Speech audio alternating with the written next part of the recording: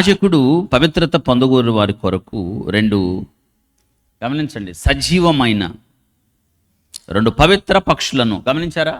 ఏంటది? పవిత్ర అని చెప్పాడు. పవిత్ర పక్షులు, తర్వాత దేవదారు కర్రను, రక్త వర్ణము గల నూలును, హిసోపును తెమ్మని ఆజ్ఞాపించినాం. అప్పుడు యాజకుడు పారు నీటిపైన మంటి పాత్రలో ఆ పక్షుల్లో ఒకదాన్ని ఏం చేయాలంట? చంపను ఆజ్ఞాపించి సజీవమైన పక్షిని, ఆ దేవదారు కర్రను, రక్త వర్ణము గల నూలును, హిసోపును తీసుకొని పారు నీటి పైన చంపిన పక్షి రక్తంలో వాటిని, సజీవమైన పక్షిని ముంచి, కుష్టు విషయంలో పవిత్రత పొందగోరు వాని మీద 7 మార్లు పోక్షించి వాడు పవిత్రుడని నిర్ణయించి సజీవమైన పక్షి ఎగిరిపోనట్లు. 2 మాటలు ఇక్కడ, 2 పక్షులు, పవిత్ర పక్షులు. ఒక దానిని చంపి రక్త ప్రోక్షణ చేసి హిసోపుతో ఏం చేయాలి? 7 సార్లు బ్రతికున్న పక్షి మీద ప్రోక్షించి దాన్ని ఏం చేయాలి? ఎగిరిపోవునట్లు. 2 క్యారెక్టర్స్ అందులో మీకు ఏం కనిపిస్తుందంటే, ఒక దానిలో డెత్, మరణం, రెండో దానిలో లైఫ్, న్యూ లైఫ్. యేసుక్రీస్తు ప్రభువారు అవును మనకు నేర్పిస్తున్నది ఇదే. ఏంటంటే, 1 బర్డ్ కిల్డ్. రెండోది ఏం చేయాలి? ఆ ప్రోక్షించబడిన రక్తంలో ముంచిన తర్వాత రిలీజ్డ్, దాన్ని విడిచిపెట్టాలి, అది ఫ్లై అవ్వాలి. యేసుక్రీస్తు ప్రభువారు ఆయన రక్తం చిందించాడు. ఆయన 3 రాత్రింబవళ్ళు సమాధిలో ఉన్నాడు, కానీ మరణం ఆయన్ని బంధించి ఉంచుట. అందుకే ఆయన మరణపు ముళ్ళును విరిచాడు, అడ్డుగోడలను పడగొట్టాడు. ఆయన పునరుత్థానుడై తాను చెప్పినట్టే తిరిగి లేచాడు అని చూస్తాం మనం. ఎన్నిసార్లు ప్రోక్షించాలి? 7 అనే సంఖ్య. అవును, అంటే అక్కడ అర్థం ఏంటంటే, ఇక్కడ టోటల్ క్లీనింగ్. యేసు రక్తము ప్రతి పాపము నుండి నిన్ను నన్ను కడిగి, రక్తము నీరు, రక్తము నీరు, రక్తము నీటి ద్వారా వచ్చినవాడు ఆయనే. చివరికి యేసుక్రీస్తు ప్రభుని ఆయన్ని పొడిచినప్పుడు ఆయన బ్రతుకున్నాడు. ఎముకలు ఎరగొట్టడానికి అది వచ్చింది.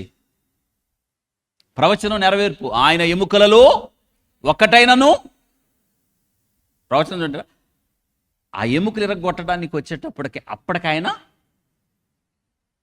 ప్రాణం పెట్టాడు. నా అంతటా నా ఇష్టంగా నేను నా ప్రాణాన్ని పెడుతున్నాను. ప్రాణం పెట్టడానికి నాకు అధికారం ఉంది తిరిగి. ఎంత గొప్ప విషయం! అప్పటికి ఆయన అప్పుడే చనిపోయినా, అవును చనిపోయాడు ఆయన. నిర్ధారణ, ఆయన ప్రక్కన పొడవబడిగా ఏమొచ్చాయి? నీరు, రక్తం వచ్చింది. నీరు ఏడ నుంచి వచ్చింది? మెడికల్ టర్మ్లో నేను కొంత మట్టుకు చెప్పాను అనుకోండి. దాన్ని ఏమంటారంటే,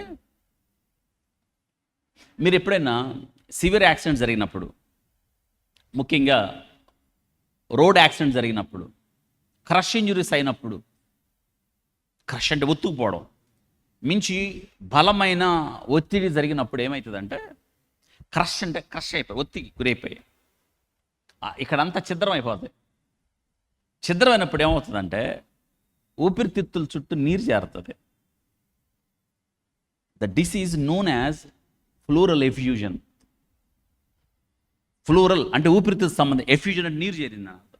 చాలామంది చెప్పేది ఏంటంటే, గుండె చుట్టూ, గుండె అఘాతము నుండి, ప్రమాదాల నుంచి మనం రక్షించడానికి గుండె చుట్టూ లేయర్, దాన్ని పెరికార్డియం అంటారు. దాని చుట్టూ ఒక ఫ్లూయిడ్ ఉంటుంది, పెరికార్డియల్ ఫ్లూయిడ్ అంటారు.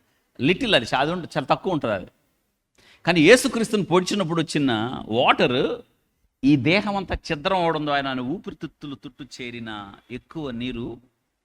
మీరు రోడ్ ట్రావెల్ యాక్సిడెంట్లో హాస్పిటల్కి వెళ్ళగానే డాక్టర్ ఏం చేస్తాడు? ఇమ్మీడియట్గా ఇక్కడ 2 ఊపిరితిత్తుల మధ్య ఇమ్మీడియట్గా బ్లేడ్ పెట్టి ఓపెన్ చేసి పైప్ పెడతాడు. ఇంటర్కోస్టల్ ట్యూబ్ పెట్టగానే నీరు వచ్చేసింది. మనకు ఆశ్చర్యం అవుతుంది, ఈ నీరు ఏడ నుంచి వచ్చిందంటే, ఈ ఊపిరితిత్తులు, ఈ గుండె, ఇక్కడున్న కండరాలు తీవ్రమైన దెబ్బతింటం ద్వారా, ఛిద్రం అవడం ద్వారా ఊపిరితిత్తుల చుట్టూ నీరు చేరుతుంది. అందుకు వెంటనే ఇంటర్కోస్టల్ ట్యూబ్ వేసి రిలీజ్ చేస్తారు ఫ్లూయిడ్. అక్కడ ఫ్లూయిడ్ కానీ అక్కడే ఉంటే ఊపిరి పీల్చడం కష్టం అయిపోతుంది, చచ్చిపోతాడు. అంటే యేసుక్రీస్తు ప్రభు వారు ఊపిరితిత్తుల చుట్టూ ఏం జరిగింది, అందుకే అంత నీరు వచ్చింది. వాక్యం నెరవేర్పు, పర్ఫెక్షన్, నీరు. యేసు రక్తం, నీటి ద్వారా, ఆయన రక్తము ద్వారా, నీటి మూలముగా ఆత్మ మూలంగా. అమ్మా వింటున్నారా? నీ కొరకు ఆయన వ్యాధిని అనుభవించినవాడు. ఒక బర్డ్తో దాన్ని వధించిన తర్వాత, రక్తం ఒలికించిన తర్వాత ఏం చేయాలి? దానిలో 7 సార్లు ప్రోక్షించాలి. దాన్ని ఎలో చేయాలి వదిలేసినట్టుగా. అంటే మానవాళి కొరకు, కుష్ఠరోగి కొరకు, నువ్వు నేనే ఆ రోగం, పాప రోగం కొరకు ప్రత్యామ్నాయ బలి, సబ్స్టిట్యూషన్. నీ స్థానానికి నా స్థానానికి క్రీస్తు ప్రభు వచ్చి ఈ 2 పనులు ఆయనే చేశాడు.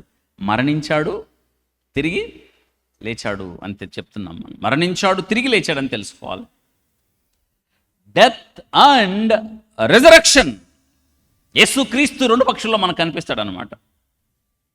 Without resurrection the cross is or the death is meaningless. ఇప్పుడు ఆ పక్షిని, అది పైకి వెళ్లకుండా ఒక పక్షిని వధించి రక్తం కారిస్తే నో మీనింగ్. ఈ బలియాగం ద్వారా అర్థమే లేదు. ఎప్పుడు అర్థమవుతుందంటే 2 పక్షుల్లో పక్షిని చంపి 2వ పక్షిని ఆ రక్తంలో ముంచి దాన్ని వదిలేయడం ద్వారా ఈ క్యారెక్టర్ ఎవరికి వర్తిస్తుంది? యేసయ్యకి వర్తిస్తుంది. అందుకే యేసు రక్తము ప్రతి పాపము నుండి నిన్ను నన్ను కడిగి, ఈరోజు మనకిచ్చిన స్థితి అదే కదా. ఆయన కార్చిన రక్తధారల్లో మనకు విడుదల, విమోచన వచ్చింది. ఆయన మనల్ని కొన్నాడు, విమోచించాడు, తన సొత్తుగా చేసుకున్నాడు. అందుకే